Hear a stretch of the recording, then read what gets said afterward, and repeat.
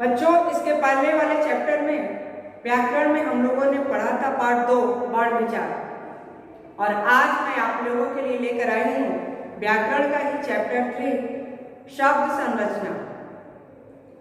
अब सबसे पहले हम लोग बता दें यहाँ पर कि शब्द क्या होता है। अभी आपने इसके पिछले अध्याय में पढ़ा बाण, जो बाण भाषा की सबसे छोटी इकाई होती है जिसके कि टुकड़े नहीं किए जा सकते। उन्हीं बाणों के क्रमबद्ध समूह को यहाँ पर हम शब्द कहते हैं, यानी कि बाणों के मेल से शब्द बनते हैं। एक एक बाण मिलाकर हम कोई शब्द बना सकते हैं। यहाँ पर आप देखिए, और साथ में उन शब्दों का सही अर्थ भी निकलना चाहिए। जिन शब्दों का सार्थक अर्थ निकले वे शब्द कहलाते हैं, और जिनका कोई अर्थ नहीं निकलता है वो निरर्थक कहलाते हैं, यानी कि उनका कोई भी अर्थ नहीं होता है। अब यहाँ पर देखिए मैंने लिखा है किताब, क्लियर। अब किताब को अगर हम उल्टा करके लिखते हैं किताब को अगर हम कुछ भी उल्टा करके लिखते हैं तो क्या हो जाएगा?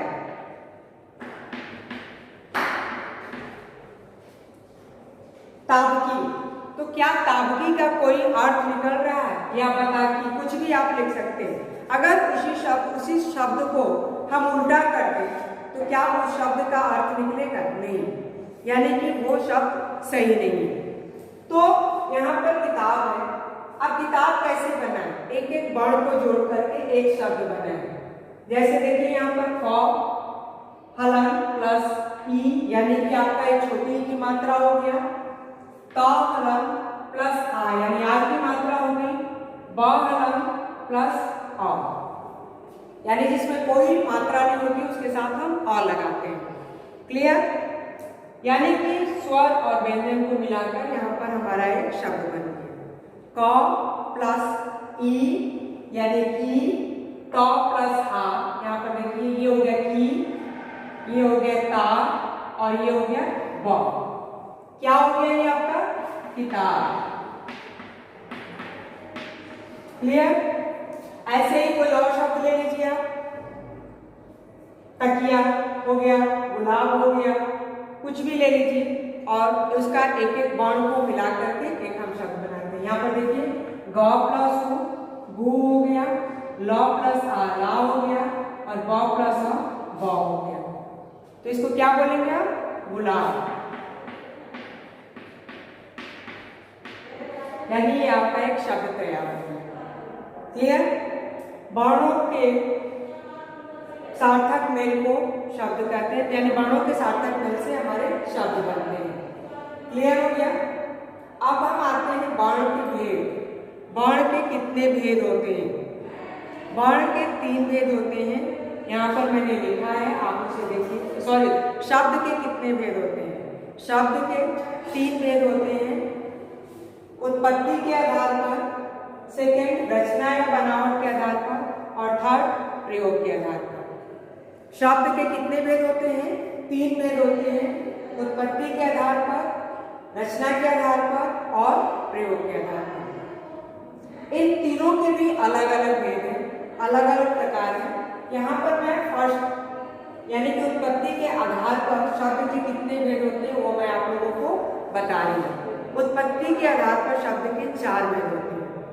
फर्स्ट तत्सम शब्द, सेकेंड तद्भव शब्द, थर्ड देशज शब्द, और फोर्थ विदेशज शब्द। यानी कि यहाँ पर मैंने लिखा है तत्सम शब्द किसे कहते हैं।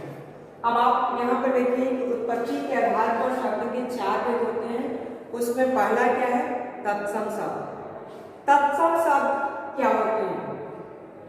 संस्कृत के वे शब्द जो बिना किसी परिवर्तन के हिंदी में ज्यों के त्यों लिखे जाते हैं वे तत्सम शब्द कहलाते हैं। यानी कि होता तो हिंदी में हम लिखते हैं, तत्सम क्या होता है?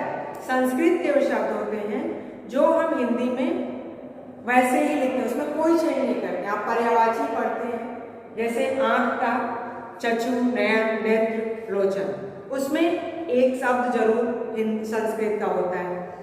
आग का अग्नि हो गया। तो इसी तरह से जो शब्द सच का सत्य हो गया, गांव का ग्राम हो गया।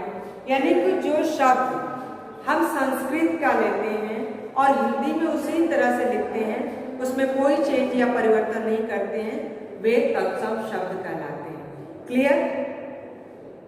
सेकेंड है तद्भव शब्द। आप यहाँ से एक बार फिर से देख लीजिए, संस्कृत के वे शब्द जो बिना किसी परिवर्तन के हिंदी में ज्यों के त्यों प्रयोग किए जाते हैं, वे तत्सम शब्द कहलाते हैं।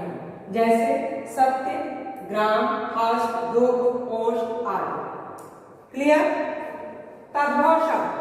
अब मैं आपको बताऊंगी तद्भव शब्द क्या होता है। संस्कृत के वे शब्द जो थोड़ा परिवर्तन के साथ हिंदी में प्रयोग किए जाते हैं, यानी कि वही संस्कृत, यहाँ पर जो संस्कृत के जो शब्द हैं, उन्हीं शब्दों को हम हिंदी में थोड़ा सा परिवर्तन के साथ कर देते हैं। यानी कि उसमें क्या परिवर्तन कर देते हैं?